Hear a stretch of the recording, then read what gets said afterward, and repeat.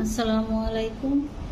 ঝিঙ্গা দিয়ে কাতল মাছ রান্না করার জন্য ঝিঙ্গাগুলি আমি কেটে নিচ্ছি।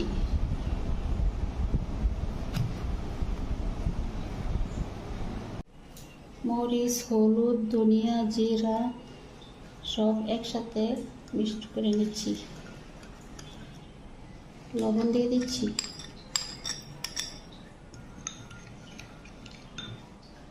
একটা প্যান বসিয়ে দিয়ে দিচ্ছি তেলটা দিয়ে এখন আমি পেঁয়াজ দিয়ে দিচ্ছি। পেঁয়াজটা একটু ভেজে নেব। আমি গুলে রেখেছিলাম সেটা আমি এখন দিয়ে দিচ্ছি। মশলাটা কষিয়ে ভালো করে এখন দিয়ে দেব পানি।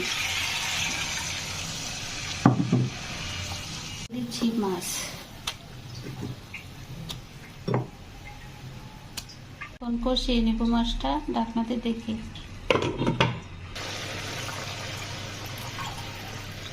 এখন দিয়ে দিচ্ছি